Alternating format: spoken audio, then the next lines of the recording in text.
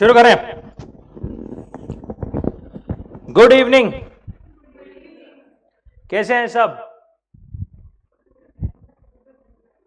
Online guys quickly confirm करेंगे, आवाज screen सब ठीक है?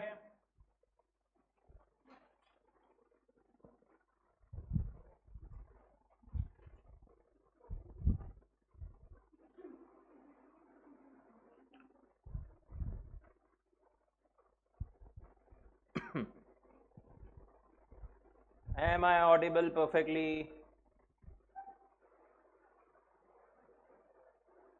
ओके, चलिए। बिजनेस लॉज में यूनिट नंबर 1 अपन ने क्या क्या देखा था?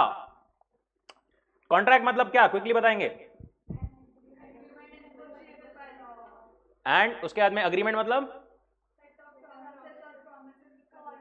विथ कंसिडरेशन, और फिर फर्दर काय में क्लासिफिकेशन था? प्रॉमिस। कैसे बनता है वो? Proposal plus acceptance. Types of contract देखा था अपन ने, टाइप्स ऑफ, उसके बाद में ऑफर क्या होता है, एक्सेप्टेंस क्या होता है, टाइप्स ऑफ ऑफर क्या होते हैं, एसेंशियल एलिमेंट्स क्या है, ये सब अपन ने अभी तक देखा है।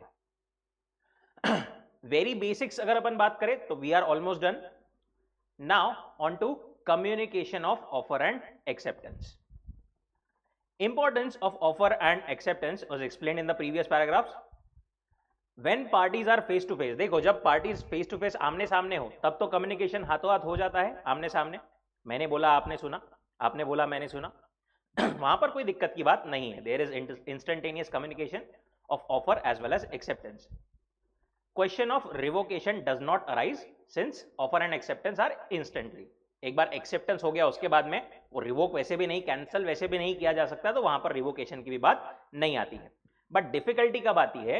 When the parties are at distance, may be over post, अगर उनका कोई कॉन्वर्सेशन हो रहा है, या फिर ओवर टेलीफोन, या फिर ओवर ईमेल अगर कुछ हो रहा है, तो वहां पर जो है exact time of offer and acceptance ये जानना हमको जरूरी है टू असरटेन की कॉन्ट्रैक्ट कब बना है, कैसे बना है, ये सबके लिए. Indian Contract Act gives lot of importance to time element in deciding when the offer and acceptance is complete. सबसे पहले communication of offer. देखो, दो पर्सन, एक है मिस्टर रणवीर और एक है मिस दीपिका. ठीक है, रणवीर ने क्या किया? दीपिका को ऑफर दिया, प्रपोजल दिया. ओके, काय से? पोस्ट से. रणवीर ने यहां से भेजा, कब भेजा ऑफर? ऑन से for example 13th of March. Deepika को मिला कब वो? 15th ऑफ मार्च को. ओके, तो यहां पर ऑफर का कम्युनिकेशन कब कंप्लीट माना जाएगा? ऑफर का communication, the communication of offer is complete when it comes to the knowledge of the person to whom it is made. जिस दिन दीपिका के नॉलेज में आया उस दिन जो है ये ऑफर का कंप्लीशन, कम्युनिकेशन ऑफ ऑफर का कंप्लीशन माना जाएगा. ठीक है, अब देखो दो चीजें इसमें भी हो सकती है. 15 को दीपिका को मिला, बट दीपिका ने एक्चुअली खोल करके देखा 16th को. उस केस में फिर कम्युनिकेशन कब माना जाएगा? 16th को, जब उसके एक्चुअली नॉलेज में आया. Mere receiving is not sufficient. He must receive or read the message contained in the letter. Now, communication of acceptance. Acceptance कब complete माना जाएगा? अब यहां पर नहीं, क्या communication of acceptance में दो चीजें दी है अपने को कि modes of acceptance क्या हो सकते हैं एंड acceptance complete कब होता है. पहले अपन देखते हैं कि acceptance complete कब होता है, फिर अब बाद में वापस आते हैं modes of acceptance पे. When communication of acceptance is complete, क्या बोलते हैं वो? Communication of acceptance नहीं, क्या रणवीर यहां पर ऑफरर है, दीपिका कौन है? एक्सेप्टर है. इसको ही अपन प्रपोजर भी बोलते थे. दीपिका ने देखा, लेटर पढ़ा, सोचा 2 दिन, और 18th को जो है क्या कर दिया? पोस्ट कर दिया अपना एक्सेप्टेंस. अब यहां पर एक्सेप्टेंस जो है ना, वो दो इसमें अपने को देखना पड़ता है, एक फॉर द ऑफरर, एक for the offeree, that is acceptor. Deepika के लिए और रणवीर के लिए, दोनों के लिए एक्सेप्टेंस का टाइम अलग अलग रहेगा। दीपिका ने पोस्ट किया 18 को, रणवीर को मिला कब? वो रणवीर को मिला और देखा रणवीर ने 20 को। तो रणवीर के लिए एक्सेप्टेंस कब कंप्लीट होगा? ऑन 18th, जब एक्सेप्टर ने वो पोस्ट कर दिया so as to be out of her power to take it back. एक बार पोस्ट कर दिया उसके बाद में वापस निकाल सकती है क्या बीच में से? नहीं। जिस दिन एक्सेप्टर ने वो पोस्ट कर दिया उस दिन प्रपोजर के लिए एक्सेप्टेंस इज कंप्लीट। और एक्सेप्टर के लिए फिर कब कंप्लीट माना जाएगा? When it reaches the offer, that is on 20th। समझा क्या? वापस एक बार, ऑफर का कम्युनिकेशन कब कंप्लीट होगा? उसमें सिर्फ एक ही है, सिर्फ ऑफरर के पॉइंट ऑफ व्यू से ही होता है। वहां पर जब सामने वाले को मिला, उसको जब उसने देखा, तब वो कंप्लीट होगा। बट एक्सेप्टेंस कब कंप्लीट होता है? ऑफरर के लिए कब कंप्लीट होगा? व्हेन एक्सेप्टर जो है उसने पोस्ट कर दिया, राइट? और एक्सेप्टर के लिए कब कंप्लीट होता है? When it reaches the proposer और ऑफरर। वो बोल रहे हैं as against the proposer when it is put in the course of transmission so as to be out of the power of acceptor to withdraw the same, and as against the acceptor when it comes to the knowledge of proposer.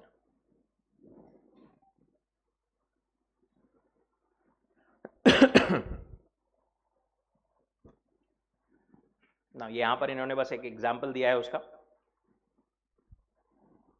अब ये क्या बोलते हैं नीचे कि इस case में, post के केस में, ये अब होना जरूरी है कि लेटर प्रॉपरली पहुंचे।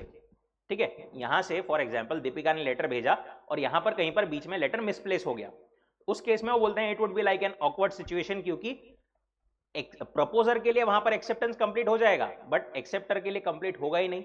एक पार्टी के लिए कंप्लीट हो जाएगा, दूसरे के लिए नहीं होगा, राइट? ऐसी प्रॉब्लम्स आ सकती है।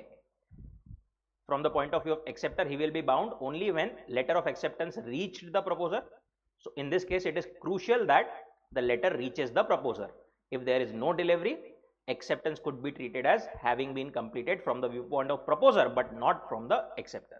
This would give rise to a awkward situation.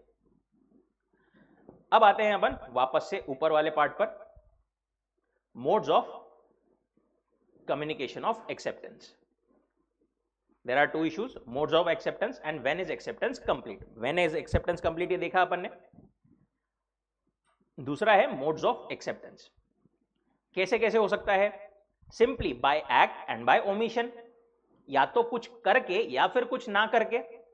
कुछ करके बाय पॉजिटिव एक्ट, कुछ ना करके मतलब फोरबियरेंस की जो अपन ने बात की थी, उससे भी एक्सेप्टेंस आप बता सकते हो। Communication by act would include expression of words written और oral, may include letter, telegram, fax, email, even advertisement, and include any conduct intended to communicate positive acts. देखो सिर्फ ये ही नहीं, सिर्फ एक्सप्रेस वर्ड्स या रिटर्न या ओरल यही नहीं, आपने कोई साइन वगैरह बताया, ओके वगैरह ऐसा, this is also like an acceptance, acting और making signs. Communication by omission, जीरा सोडा का जैसा अपन ने एग्जाम्पल बोला था, बाय अ कंडक्ट और by forbearance on the part of one person to convey his willingness or assent. However, silence would not be treated as communication of omission. सिर्फ आपने साइलेंस रखा इसका मतलब एक्सेप्टेंस नहीं होता। mere silence is not acceptance.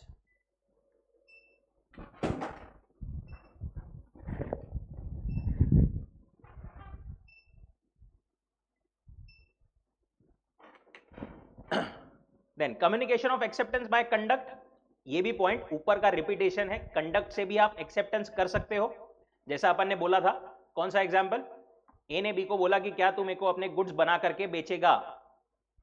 ये deposit भी साथ में एक अमाउंट में साथ में भेज रहा हूं। बी ने वो अमाउंट अपने पास में रख लिया और डायरेक्टली गुड्स बना करके भेज दिया, right? This was what? Delivery of goods at a price by a seller to a willing buyer. This was again acceptance by conduct. Similarly उन्होंने वहां पर और मल्टीपल एग्जांपल्स दिए हैं। When one boards a public bus or drop a coin in weighing machine, right? Weighing machine पर आप coin डालते हो, that is as good as conduct के थ्रू आपने एक्सेप्टेंस, वो वेइंग मशीन का जो ऑपरेटर है एंड आपके बीच में कॉन्ट्रैक्ट हो जाता है।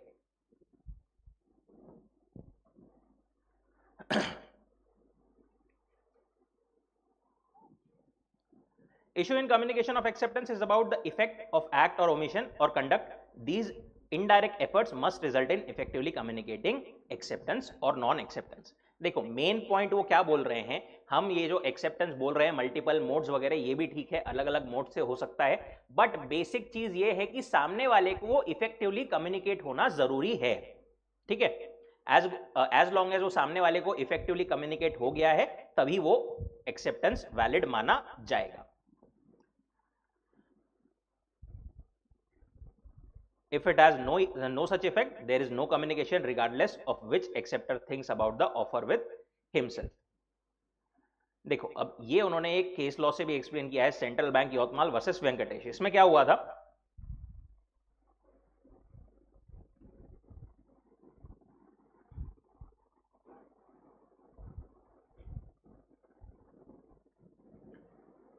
बैंक ने एक रेजोल्यूशन पास किया था, बैंक की मीटिंग होती है सब बोर्ड की, पूरे जो भी उसके मैनेजर्स है उनकी मीटिंग होकर के क्या डिसाइड किया था उन्होंने, एक लैंड है वो अपने को मिस्टर ए को बेचना है, ठीक है।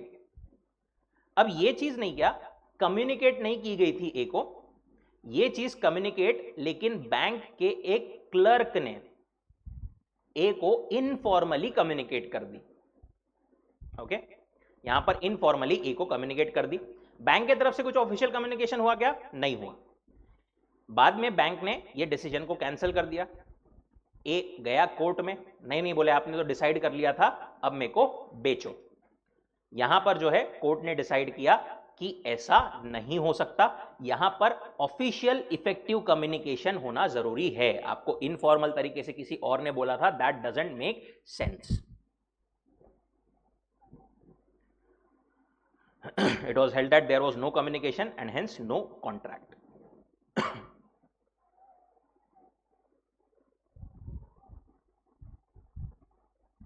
Now, acceptance can be over telephone, telex, fax also. When an offer is made in instantaneous communication like telephone, telex, fax, email, contract is only complete when the acceptance is received by the offeree. Offeree को जब भी acceptance, offerer चाहिए वहां पे, acceptance is received by the offeror. जब भी आपको email के थ्रू हो, मोबाइल फोन के थ्रू हो, टेलीफोन के थ्रू हो, ईमेल फैक्स के थ्रू हो, जब भी आपको मिलेगा तभी वो कंप्लीट माना जाएगा। एंड एक और लाइन ये वाली क्या बोलती है, contract is made at the place where acceptance is received. जहां पर एक्सेप्टेंस मिला ना वहां पर कॉन्ट्रैक्ट हुआ है ऐसा माना जाएगा। अगर बीच में कोई कॉल ड्रॉप है, डिस्टर्बेंस है, तो उसमें उस केस में वैलिड कॉन्ट्रैक्ट वो नहीं बनेगा। Then communication of special conditions, कभी कभी कॉन्ट्रैक्ट में या फिर कोई भी चीज में ऐसा पीछे स्पेशल कंडीशंस इन्वॉल्व होती है। जैसे आप कोई टिकट खरीदते हो ट्रेन की या फिर फॉर एग्जांपल एयर टिकट खरीदते हो, तो पीछे नहीं क्या बहुत सारी छोटी छोटी कंडीशंस लिखी रहती है, कभी पढ़ते हैं क्या अपन, नहीं, राइट। बट कोर्ट में ये आया था कि ये जो कम्युनिकेशन, ये जो हमारी कंडीशंस है, क्या वो इफेक्टिवली कम्युनिकेट हुई है या नहीं, क्या जो बायर है टिकट का उसने ये कंडीशंस एक्सेप्ट कर ली है या नहीं, whether is valid, whether there is a valid offer as well as acceptance in this case of special communication. क्या बोल रहे हैं वो, sometimes there are contracts with special conditions conveyed tacitly and acceptance also conveyed by the offeree again tacitly without him even realizing. When someone travels by air, conditions are printed on the back in small letters. कभी कभी वो airline के office पर भी display हो सकती है, कभी ना हो सकती, कभी नहीं भी रह सकती है। Question is whether these conditions can be considered to have been communicated. Answer is yes, as long as आपने जो है पीछे लिख करके टीएनसी अप्लाई वगैरह ऐसा लिख करके सामने वाले को दिया है, इट इज अज्यूम्ड दैट सामने वाले ने वो कंडीशंस को भी एक्सेप्ट कर लिया है। ये डिसाइड हुआ था Mukul Datta versus Indian Airlines के केस में। वहां पर क्या हुआ था, एयरलाइंस ने पीछे ऐसा ही लिखा हुआ था कि we won't be responsible for any damage due to और इंजरी, बेसिकली बिकॉज ऑफ कुछ अगर प्रॉब्लम होती है तो, कुछ प्लेन में गड़बड़ होती है या कुछ एक्सीडेंट हो जाता है तो वी वोंट बी रिस्पॉन्सिबल। अब प्लेन वहां से चला, मुकुल दत्ता एंड उनकी वाइफ ये दोनों ट्रैवल कर रहे थे, प्लेन का एक्सीडेंट हो गया। वहां पर मुकुल दत्ता ने बोला कि अब हमको पूरे डैमेजेस आप दो। एयरलाइंस ने क्या बोला, हमने तो पीछे लिख करके दिया था। मुकुल दत्ता ने बोला नहीं, आपने कोई हमको कम्युनिकेशन नहीं किया। वहां पर डिसाइड हुआ कि पीछे लिखा हुआ था ना, it is as good as हमने कम्युनिकेशन किया और आपने एक्सेप्टेंस कर लिया है। बट जो कंडीशंस है, टर्म्स एंड कंडीशंस है, वो रीजनेबल रहनी चाहिए। ऐसा नहीं कि आप कुछ भी लिख दोगे पीछे तो वो सामने वाले ने एक्सेप्टेड ऐसा माना ही जाएगा। जैसे कि लिली व्हाइट वर्सेस मनु स्वामी, इसमें क्या हुआ था, एक लॉन्ड्री वाला पर्सन था, ठीक है, कपड़े धो करके प्रेस करके जो ला करके देता है, उसने क्या किया, कपड़े लिया धोने करने के लिए एंड सामने वाले को एक रिसीट दे दिया, ठीक है। वहां पर प्रॉपरली फॉरेन केस में जनरली रिसीट्स, बहुत सारे इंडिया में बहुत सारी जगहों पर रिसीट्स फॉलो होती है प्रॉपर। रिसीट के पीछे नहीं क्या लिखा था कि अगर हमारे से कोई भी आपका कपड़ा गुम जाता है, कोई अगर मिसप्लेस हो जाता है, तो हम आपको सिर्फ 10% ऑफ इट्स वैल्यू रिटर्न करेंगे। आइडियली 10% रीजनेबल है क्या? नहीं है। तुम्हारे से कपड़ा घुमा, तुम्हारे से गलती हुई, तो तुमने एटलीस्ट 50-60% तो देना चाहिए ना, राइट। तो वहां पर दो क्वेश्चन थे कि पहली चीज तो ये कंडीशन कम्युनिकेट हुई है क्या, तो बोले हाँ कंडीशन तो कम्युनिकेट हुई है क्योंकि पीछे लिखा हुआ था रिसीट के, बट ये कंडीशन क्या थी, अनरीजनेबल थी, तो ये एनफोर्स नहीं की जा सकती।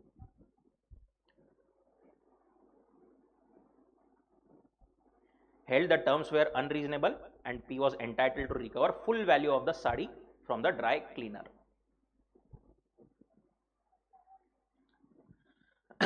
ऐसे ही there are certain standard forms of contract. आप बैंक में अकाउंट कभी खोला होगा या अपना बेसिकली कॉलेज का प्रोस्पेक्टस रहता है, ठीक है, उसमें जो आपका फॉर्म आप भरते हो वो एक स्टैंडर्ड प्रिंटेड फॉर्मेट रहता है, राइट। उसमें बस आप बीच में अपना नाम वगैरह भरते हो। बहुत सारे ऐसे ट्रांजैक्शन होते हैं, लोन वगैरह के भी ट्रांजैक्शन होते हैं जिसमें प्री ड्राफ्टेड एक प्रॉपर कॉन्ट्रैक्ट होता है पहले से ही, राइट। तो क्या वो स्टैंडर्ड फॉर्म ऑफ कॉन्ट्रैक्ट भी वैलिड है? बिल्कुल वैलिड है।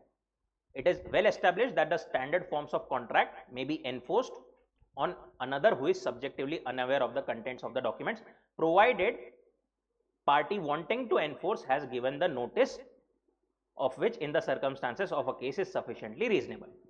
As long as आपने बस वो conditions and सब कुछ सामने वाले को communicate की है, तो ये मान लिया जाएगा कि उस स्टैंडर्ड फॉर्म्स ऑफ कॉन्ट्रैक्ट भी एनफोर्सेबल है, परफेक्टली वैलिड रहेगा। सामने वाले को रीजनेबल अपॉर्चुनिटी बस मिलनी चाहिए कि वो सारी टर्म्स एंड कंडीशन देखे। उसने एक्चुअली देखा नहीं देखा दैट डजंट मैटर, आपने बता दिया that is sufficient.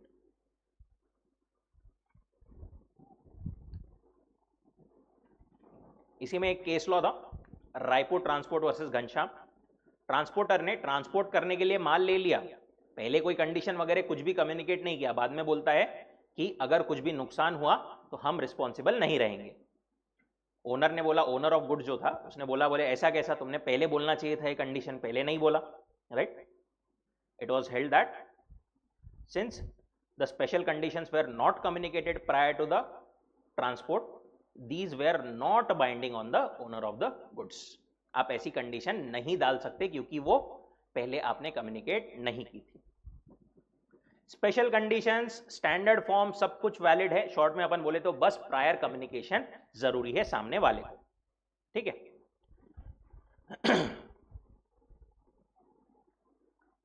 Now coming on to communication of performance. ये बीच में एक और छोटी सी चीज उन्होंने दी हुई है, क्या बोलते हैं, वो केस लॉ याद है, Carlill versus carbolic smoke ball. वहां पर क्या किया था उन्होंने, मिस कार्लिल जो थी उन्होंने कंज्यूम किया था स्मोक बॉल, राइट। तो देखो एक चीज हो गई ऑफर, एक हो गया एक्सेप्टेंस, और एक हो गया एक्चुअल परफॉर्मेंस। ऑफरर ने बोला था कि जो भी ये स्मोक बॉल कंज्यूम करेगा उसको इन्फ्लुएंजा नहीं हो सकता, हुआ तो हम पेमेंट देंगे उसको। अब एक्चुअली स्मोक बॉल कंज्यूम करना, this was a performance required to accept the offer, right. So acceptance तो ठीक है, आपको देना है, कम्युनिकेट करना है, बट क्या ये परफॉर्मेंस भी कम्युनिकेट करना अलग से जरूरी है क्या? लॉ बोलता है अगर स्पेसिफिकली आपने लिखा है कि परफॉर्मेंस को भी कम्युनिकेट करना पड़ेगा, कॉन्ट्रैक्ट में लिखा है, तो फिर कम्युनिकेट करना जरूरी है, अदरवाइज कम्युनिकेट करना परफॉर्मेंस को अलग से जरूरी नहीं है। ये जो ऊपर वाला पार्ट है इतना, इसको आप स्क्रैच भी कर सकते हो, ऊपर का ही रिपीटेशन वापस से दिया हुआ है, एक बार पढ़ के लगे तो स्क्रैच कर सकते हो। At times, offeree may be required to communicate the performance by way of acceptance. In this case, it is not enough if the offeree merely performs the act, but he should also communicate his performance, unless offer includes a term that mere performance will constitute acceptance. अगर ऐसा लिखा हुआ है कि बस भाई आपने perform कर दिया, अलग से उसका कम्युनिकेशन करना जरूरी नहीं है, तो फिर कम्युनिकेशन करना जरूरी नहीं है। अदरवाइज आपको कम्युनिकेट करना पड़ेगा, अगर बोला है कि communicate, you need to communicate the same. वो जो एडवर्टाइजमेंट थी ये वाले केस में, it did not require any communication of compliance of the condition or performance of the act, hence it was not necessary to communicate the same. इसलिए court in the process laid down the three important principles. Offer to be capable of acceptance must contain definite promise by the offerer that he would be bound. आपका एक definite promise and acceptance, offer and acceptance, ये दोनों चीजें होना जरूरी है, which would constitute an promise. Offer में be made either to a particular person or public at large, general offer भी रह सकता है, स्पेसिफिक भी रह सकता है. And if an offer is made in the form of promise in return for an act, performance even without communication is treated as acceptance.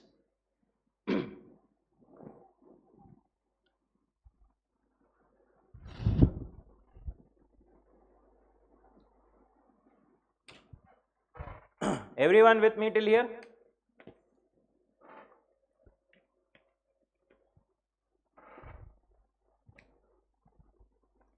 Now, revocation of offer and acceptance.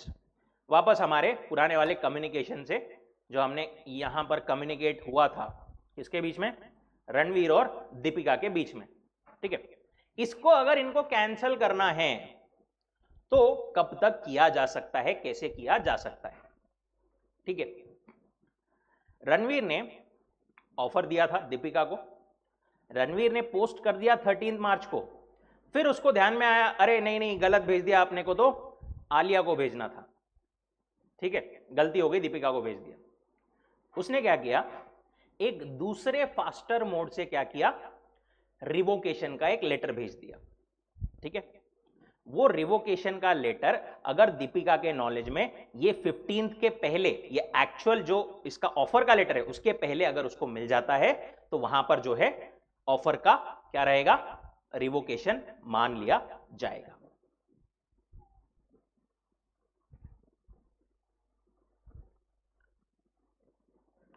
Now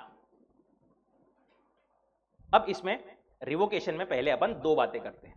देखो, एक तो revocation कब complete होगा, मैंने अभी जो पहले बोला वो डायरेक्ट आपको एकदम उसका कंक्लूजन बताया. अब देखते हैं अपन उसको डिटेल में. रिवोकेशन पहले तो कब कंप्लीट होगा, दूसरा कब तक रिवोकेशन किया जा सकता है, टिल व्हेन. ऑफर का भी कब तक किया जा सकता है एंड एक्सेप्टेंस का भी कब तक किया जा सकता है. रिवोकेशन कंप्लीट कब होगा, जो भेज रहा है ना, as against the person who makes it, when it is put into course of transmission to the person to whom it is made, so as to be out of the power of the person who makes it. आपने भेज दिया, जो person कर रहा है उसने post कर दिया, तो उसके लिए रिवोकेशन इज कंप्लीट. और जिसको भेजा है उसके लिए रिवोकेशन का कम्युनिकेशन कब कंप्लीट होगा, when it comes to his knowledge. ठीक है, ये तो सिंपल है, भेजने वाले के लिए जब उसने भेजा, मिलने वाले के लिए जब उसको मिला. अब मेन बात आती है कब तक ये किया जा सकता है. देखो, ऑफर कब तक रिवोक किया जा सकता है, क्या लगता है?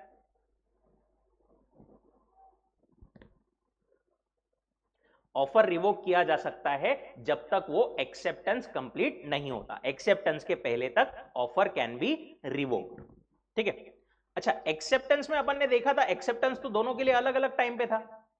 प्रॉमिसर के लिए भी, ऑफरर के लिए भी अलग था और ऑफरी के लिए भी अलग था. किसके लिए बात कर रहे हैं फिर अपन? एक्सेप्टेंस किसके लिए कंप्लीट होने के पहले तक offer can be revoked?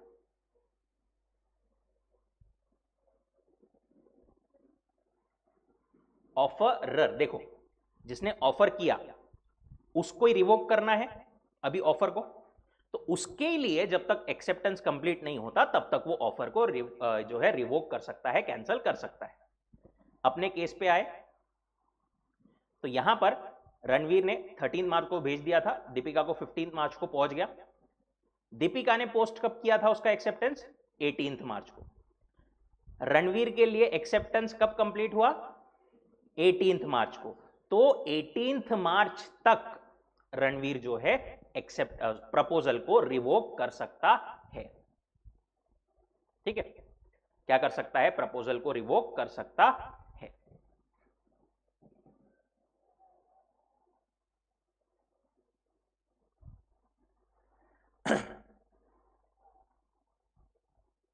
That is Deepika के ये लेटर पोस्ट करने के पहले अगर सामने दीपिका को उसने भेज दिया वो लेटर और दीपिका को मिल गया तो वहां पर it would be valid revocation. अच्छा, दीपिका ने एक्सेप्टेंस भेज दिया, बाद में दीपिका को लगा कि अरे नहीं नहीं गलत भेज दिया, इसको नहीं भेजना था एक्सेप्टेंस, तो वो कब तक रिवोक कर सकती है? बिफोर 28, जब तक उसके खुद के लिए एक्सेप्टेंस इज नॉट कंप्लीट। अभी इसने पोस्ट से भेज दिया, हो सकता है कोई दूसरे फास्टर मोड से वो रिवोकेशन भेज दे, और रिवोकेशन पहले पहुंच गया रणवीर को, तो it would be still a valid revocation. Just to एक बार क्विकली समराइज, ऑफर का कम्युनिकेशन कब कंप्लीट होगा? Comes to the knowledge of offeree और एक्सेप्टर। एक्सेप्टेंस का कम्युनिकेशन कब कंप्लीट होगा for offeror? When offeree posts the letter. ठीक है, एक्सेप्टर के लिए एक्सेप्टेंस कब कंप्लीट होगा? When it reaches the offeror. अब आते हैं रिवोकेशन पर। रिवोकेशन कब कंप्लीट होगा? सबसे पहले तो जो कर रहा है रिवोकेशन, एक्सेप्टेंस का हो चाहे प्रपोजल का हो, जो कर रहा है उसके लिए कब कंप्लीट होगा रिवोकेशन? जब वो पोस्ट करता है। और जिसको भेजा गया है उसके लिए कब कंप्लीट होगा? जब वो उसको मिला सामने वाले को, राइट?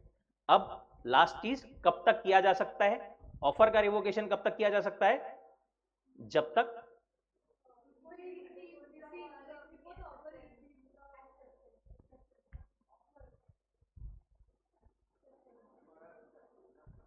ऑफर का रिवोकेशन कब तक किया जा सकता है? जब तक कि एक्सेप्टेंस इज नॉट कंप्लीट, जब तक acceptance is not complete for the offeror. ये पहले वाला वो अपन एग्जांपल जस्ट देख रहे थे कि उसके पहले वो ऑफर को ये कर सकता है, बट कब तक कर सकता है एक्चुअली? जब तक एक्सेप्टेंस कंप्लीट नहीं होता। इसके लिए उसके खुद के लिए, दैट इज टिल 18th। और एक्सेप्टेंस कब तक रिवोक किया जा सकता है? Before the acceptance reaches the offeror. That is acceptor के लिए एक्सेप्टेंस कंप्लीट नहीं होता तब तक के लिए वो रिवोक किया जा सकता है। थोड़ा कंफ्यूजिंग है, 2-3 बार इसको रिवाइज करना पड़ेगा।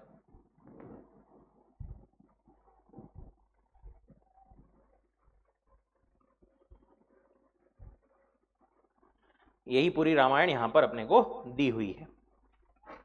If you revoke the proposal as regards the revocation of acceptance, ordinarily offerer can revoke his offer before it is accepted. If he does so, offeree cannot create a contract by accepting the revoked offer. An offer may be revoked by the offerer before its acceptance, even though he had originally agreed to hold it open for a definite time of period. देखो, offeror ने offer में बोला था कि मैं 10 दिन तक open रखूंगा, बट वो चाहे तो उसके पहले भी रिवोक कर सकता है। 5 दिन में भी उसकी इच्छा हुई तो रिवोक कर सकता है। ये अपना मेन सेंटेंस है पूरे इसका। Act of proposal can be revoked at any time before communication of acceptance is complete as against the proposer, and acceptance may be revoked at any time before the communication of acceptance is complete as against the acceptor.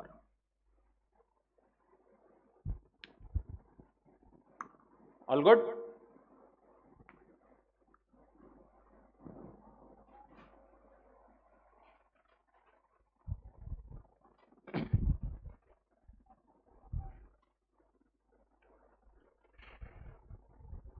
AC बंद करो, रहने दो। अब ये क्या बोलते हैं, English law और Indian law are what different on these things. अपने लिए अगेन ज्यादा रिलेवेंट नहीं है, बस उन्होंने बोला है कि रिवोकेशन का जो कॉन्सेप्ट है ना, इंग्लिश लॉ में the moment the person expresses his acceptance, that moment is contract is concluded and such acceptance becomes irrevocable. But India में वो रिवोक करने का ऑप्शन है।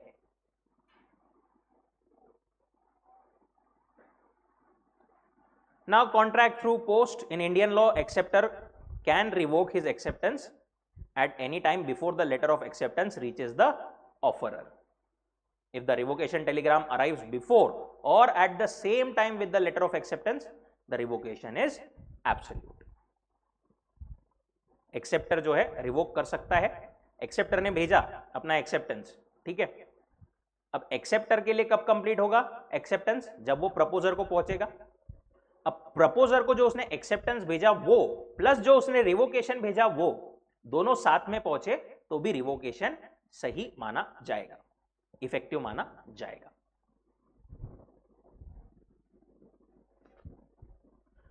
And contract over telephone, contract जो है वो बोल रहे हैं आखिर में टेलीफोन पर भी हो सकते हैं। Rules regarding offer and acceptance as well as communication apply same as for the contract made by mutual meeting. The contract is formed as soon as offer is accepted, but the offeree must make sure that acceptance is received by the offerer. यहां पर बस इतनी जरूरी बात है कि सामने वाले को जो कम्युनिकेशन है एक दूसरे के बीच में वो फ्लॉलेसली होना चाहिए। If the telephone unexpectedly goes dead or there is disturbance, acceptor must confirm again that the words were duly heard by the offerer.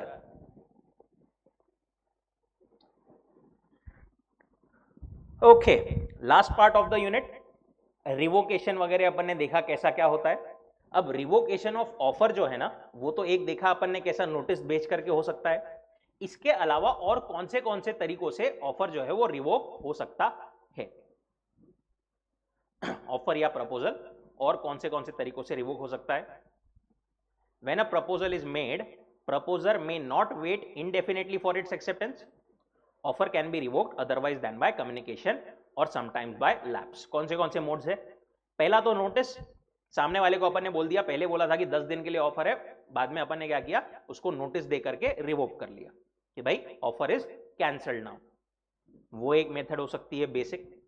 दूसरा बाय लैप्स ऑफ टाइम, अगर अपन ने टाइम दिया था 10 दिन का तो 10 दिन खत्म होने के बाद में ऑब्वियसली ऑफर ऑटोमेटिकली रिवोक हो जाता है। अच्छा, अगर टाइम लिमिट दी हुई नहीं है कोई ऑफर में तो it must be accepted within reasonable time. Reasonable time क्या है? Again it depends on case to case basis.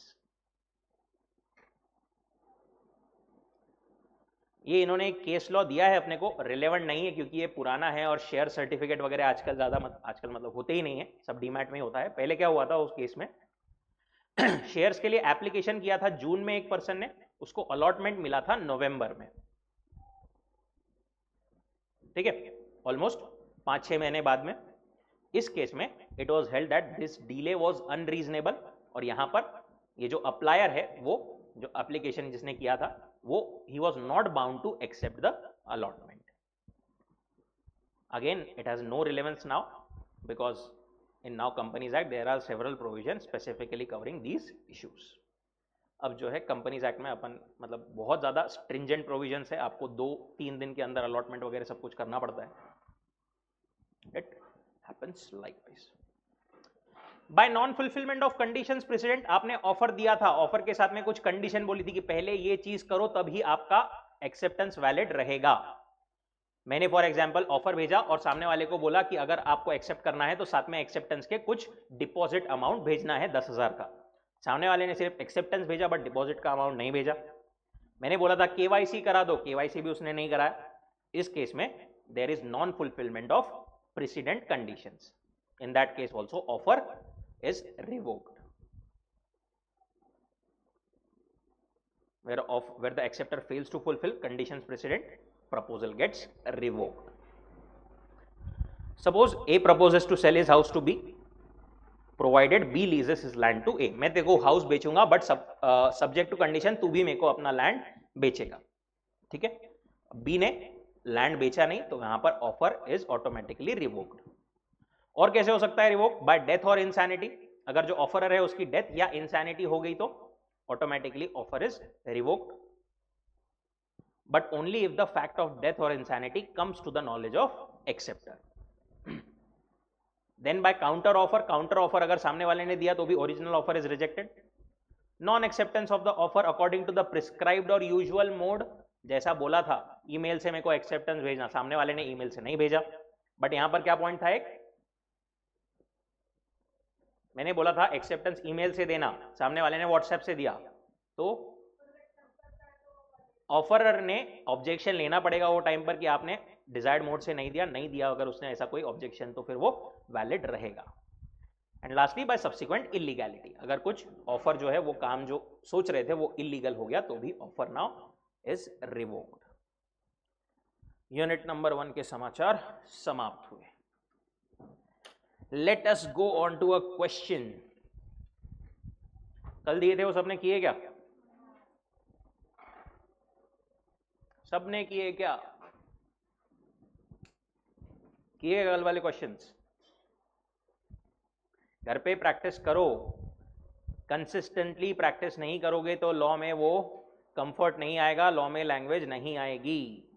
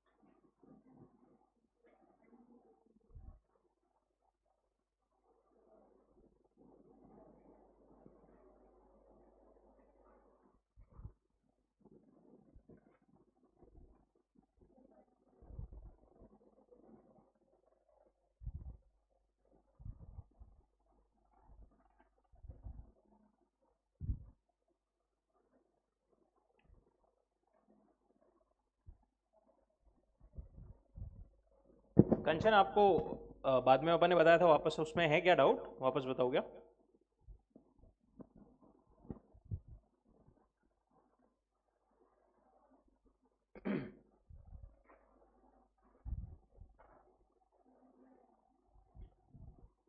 देख क्विकली एक बार बताते हैं अपन वापस.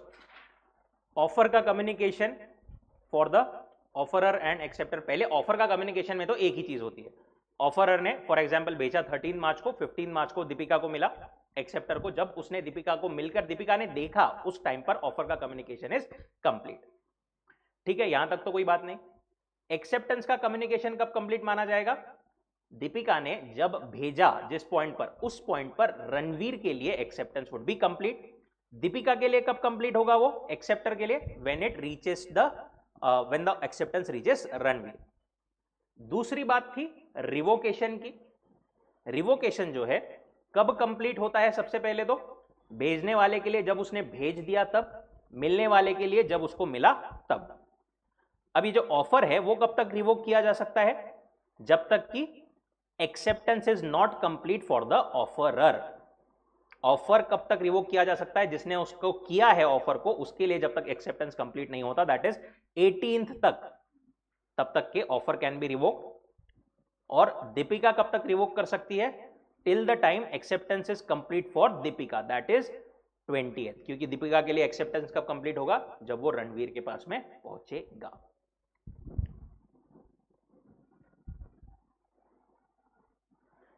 Here is your question for 5 marks. Your time starts now.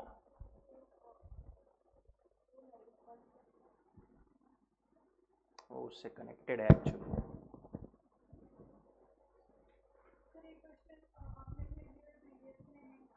Yes.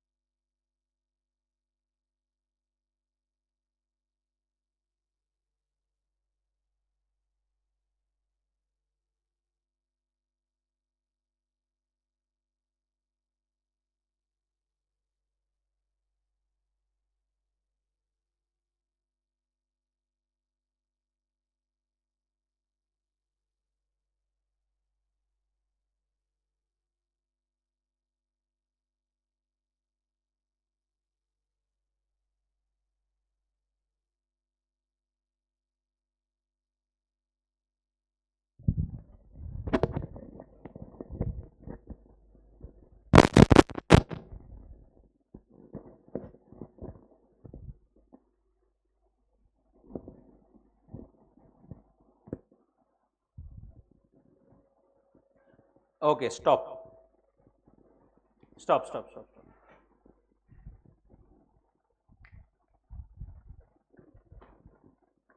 हुए क्या सारे पॉइंट्स? कितने कितने हुए?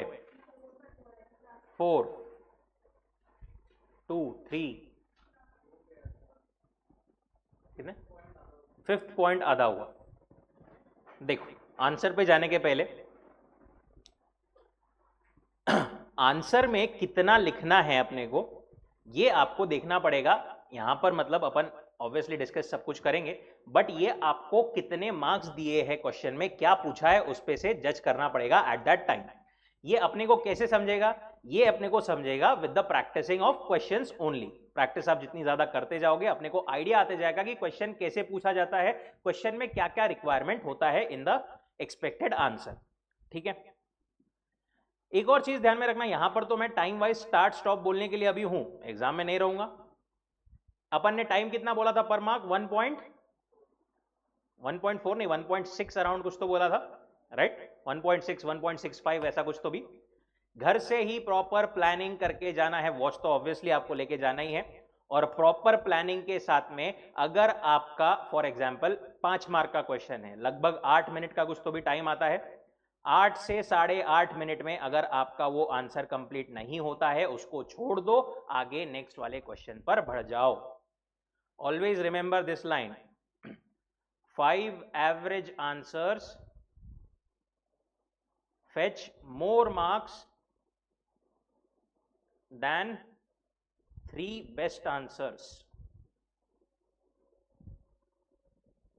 आप जितना ज्यादा पेपर का कवरेज करोगे, उतने ज्यादा आपका जो है मार्क्स ज्यादा मिलने की प्रोबेबिलिटी बढ़ जाएगी। लॉ है, थियोरेटिकल सब्जेक्ट है, एकदम आउट ऑफ मिलना थोड़ा मुश्किल है। अगर आपने एकदम बहुत बड़ा, एकदम बहुत ही बढ़िया से लिख भी दिया, तो भी 5 में से चांसेस आर कि आपको 4 तक मिलेंगे, बहुत हो गया तो 4.5, कभी 5 एकादेश में मिल भी जाएंगे, right? So first hour focus should be on paper completion. अपने को हर एक क्वेश्चन को एटलीस्ट एक एवरेज लेवल पर तो ला करके लिखना ही है। ठीक है, this is the first and very basic point कि आपका पेपर कंप्लीट होना जरूरी है। जितने ज्यादा आप आंसर्स लिखोगे, उतना ज्यादा आपका स्कोरिंग का भी जो है टोटल स्कोर्स बेसिकली बढ़ जाता है। ठीक है, now coming to the question, क्या पूछा है उन्होंने? State which of the following agreements are valid under the Indian Contract Act. पहला वाला, A who owns 2 cars selling the red car to B thinks he is purchasing the black car. Valid है या नहीं है agreement? क्या है? क्यों है? कंसेंसस एड आइटम नहीं है। आंसर में क्या लिखना था आपको? A who owns 2 cars is selling the red car to B thinks he is purchasing the black car. There is no consensus ad item and hence not a valid contract. बस, उसके आगे और कुछ नहीं। ठीक है,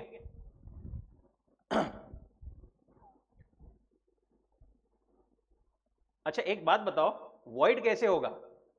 अरे कॉन्ट्रैक्ट ही नहीं हुआ, वॉइड कैसे होगा? बेसिकली एसेंशियल एलिमेंट ही नहीं है उसमें अभी, right? So basically not a valid contract. दूसरा क्या है? A threatened to shoot B if he did not lend him 2 lakh and B agreed to it। ये क्या होगा, वैलिड या नहीं?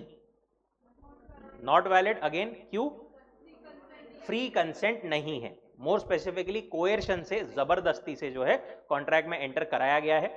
A threatened to shoot B, here the agreement is entered into under coercion and hence not a valid contract। Answer लिखने के बाद में here the agreement is entered into under coercion, free consent भी आपने एक point लिख दिया तो चलेगा, परफेक्टली फाइन। ऐसा नहीं है कि जो आंसर लिखा है एग्जैक्टली अपने को उतना ही लिखना है, उससे कम या ज्यादा थोड़ा बहुत चलेगा, बट मेन वहां पर उसका क्रक्स होना जरूरी है। ये वाला लाइन या फिर ये वाला सेंटेंस आप अंडरलाइन करोगे। तीसरा वाला, A agrees to sell his house to B for 100 kgs of cocaine drugs. Again क्या है? इनवैलिड, इलीगल कॉन्ट्रैक्ट है ये तो, this is a illegal as consideration is unlawful. Illegal basically agreement हो, देखो एकदम अपन डीप में जाए ना, तो वॉइड बोलो या फिर इलीगल बोलो, ये एक्चुअली कॉन्ट्रैक्ट ही नहीं है, ठीक है, वो बेसिकली अग्रीमेंट बोल सकते हैं अपन, वो एकदम लीगल इसमें जाए तो आपने लिख दिया इलीगल कॉन्ट्रैक्ट वगैरह चलेगा, कोई इतना प्रॉब्लम नहीं है, बट ट्राई करिए उसको इलीगल अग्रीमेंट या ऐसा कुछ लिखिए, या फिर सिर्फ अग्रीमेंट इज इलीगल ऐसा आप लिख सकते हो। A asks B to buy his bike for 50,000. B agrees. This is a valid contract. It is an agreement which is enforceable by law, hence a valid contract. And lastly, Mr. X agrees to write a book, but after few days X dies. This is what? Q? Impossibility of performance. Here the contract becomes void due to impossibility of performance. यहां पर देखो contract पहले हो गया था, उसके बाद में void हुआ, तो वहां पर फिर उन्होंने कॉन्ट्रैक्ट वर्ड यूज किया है, ठीक है। अच्छा, यूनिट नंबर 1 जो है आपको शेयर किया गया है, पूरे ही क्वेश्चंस आपको करने हैं, राइट। जैसे जैसे टाइम मिलते जाता है उसको कंप्लीट करते जाइए, बट डेली एटलीस्ट ट्राई कीजिए 4-5 क्वेश्चंस आपके हो जाए। Next unit number 2, consideration.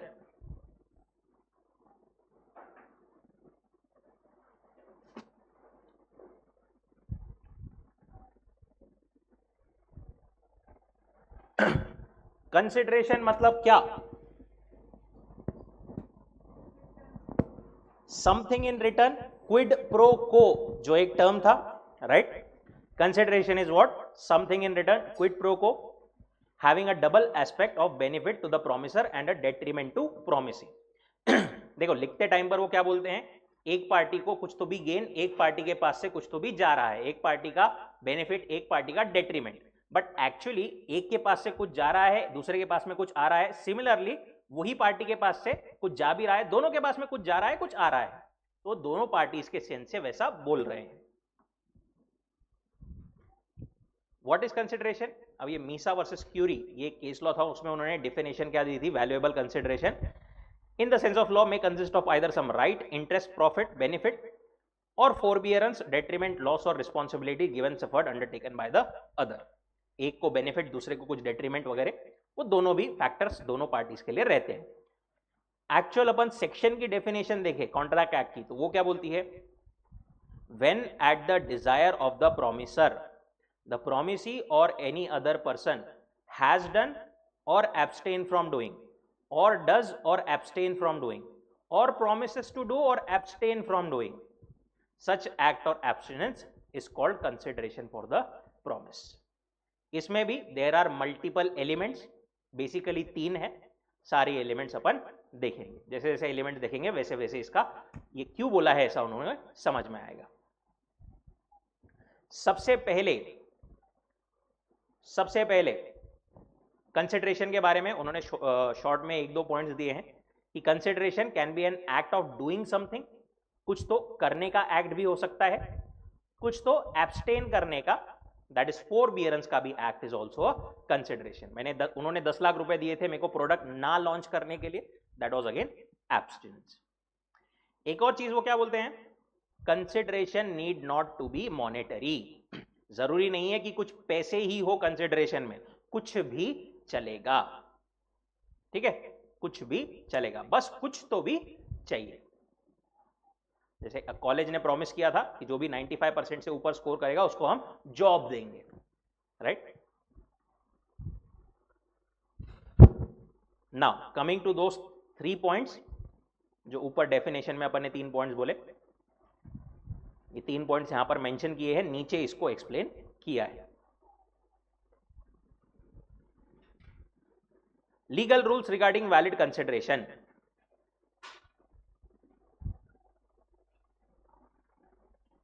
Consideration clear है ना सबको? ए ने बी को कार दिया, बी ने पैसे दिया उसके अगेंस्ट, जो भी वो प्रॉमिस या परफॉर्मेंस करते हैं, ए ने भी दिया है कुछ तो भी, बी ने भी उसके अगेंस्ट पैसे दिए हैं, that is consideration for each other. Legal rule सबसे पहला, consideration must move at the desire of the promisor. क्या बोलता है ये पॉइंट? कंसिडरेशन हमेशा क्या लगेगा? Consideration must be offered by the promisee or the third party but at the desire और रिक्वेस्ट ऑफ द प्रोमिसर। जो प्रोमिसर है उसके हिसाब से कंसिडरेशन रहना चाहिए। ठीक है, एग्जाम्पल देखो, मिस्टर एस एक एम्प्लॉय था, मिस्टर आर की एक फैक्ट्री थी। ठीक है, क्या हुआ? फैक्ट्री में आग लग गई। मिस्टर एस ने क्या किया?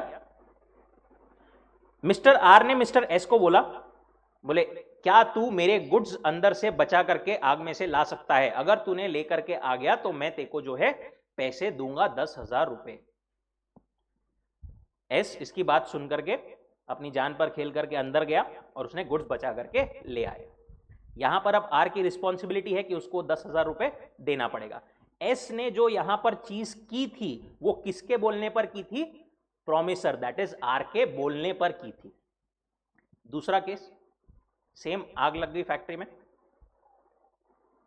इस बार आर ने कुछ बोला नहीं, एस ने वॉलेंटरीली खुद ही अंदर जाकर के जान पे खेल करके सामान बाहर निकाल के लेके आ गया। अब वो बोल रहा है आर को, देखो मैंने तुम्हारा सामान बाहर लेकर के आ गया, मेरे को कुछ तो भी पैसे दो। क्या यहां पर आर देने के लिए बाइंड है? नहीं, क्योंकि यहां पर कंसिडरेशन प्रोमिसर के डिजायर पर नहीं हुआ है। समझा? Dzire of the promisor, promisor के हिसाब से कंसिडरेशन होना चाहिए। इसमें बीच में इन्होंने एक और लाइन दी है, यहां पर रिलेवेंट नहीं है इस पॉइंट में, but still, contract of marriage in consideration of promise of settlement is enforceable. Promise of settlement मतलब basically if you marry me I will give you half of the property, ऐसा भी सारे contract जो है वो valid है। अब ये consideration must move at the desire of the promisor जो है ना, उसका एक केस लॉ है फेमस, दुर्गा प्रसाद वर्सेस बलदेव। इसमें क्या हुआ था? एक थे मिस्टर दुर्गा प्रसाद, एक थे मिस्टर बलदेव, एक थे ये सिटी के कलेक्टर। कोई एक सिटी में थे वो लोग, वहां के कलेक्टर, आईएएस वगैरह रहते हैं ना। दुर्गा प्रसाद को कलेक्टर साहब ने क्या बोला? बोले अपने शहर में मार्केट्स की कमी है, तो एक जगह है, एक मैदान है, एक ग्राउंड है, वहां पर मार्केट एस्टेब्लिश कर। वहां पर लोग आएंगे, राइट? लोग आकर के वहां पर अपनी दुकान लगाएंगे, जो भी वो बेचेंगे वहां पर उस पर कमीशन ले लेना। दुर्गा प्रसाद ने यहां पर सेटअप कर दिया। बलदेव यहां पर अपनी दुकान लगाने आए। बलदेव जो भी सामान बेचते थे उस पर वो कमीशन दुर्गा प्रसाद को देते थे। ठीक है, थोड़े दिन उन्होंने दिया, उसके बाद में देना बंद कर दिया। दुर्गा प्रसाद चले गए कोर्ट में बलदेव के अगेंस्ट, तो बोले ये देखो यहां पर इसने कमीशन देना बंद कर दिया, इसको बोलो कमीशन देगा। वहां पर बलदेव ने क्या बोला? एक बात बताओ, यहां पर जो कंसिडरेशन है वो, ये जो तुमने मार्केट सेटअप किया मेरे लिए, तुम काय के लिए पैसे मांग रहे? क्योंकि तुमने मेरे लिए मार्केट सेटअप किया, बरोबर? ये जो मार्केट सेटअप किया ये तुमने मेरे बोलने पर किया क्या? Eight the desire of promisor किया क्या? नहीं, तुमने किसके बोलने पर किया? कलेक्टर के बोलने पर। यहां पर consideration has not moved eight the desire of promisor, मैं तुमको वो पैसे देने के लिए बाध्य नहीं। कोर्ट ने वही डिसीजन दिया that market was constructed by P at the desire of collector and not at the desire of D. D was not bound to pay as it was without consideration and hence void.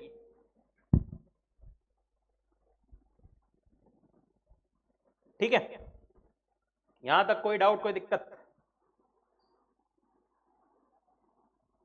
चलिए रुकते हैं यहां पर, will continue tomorrow, नहीं day after tomorrow. Wish you all a very happy Holi. Thank you so much.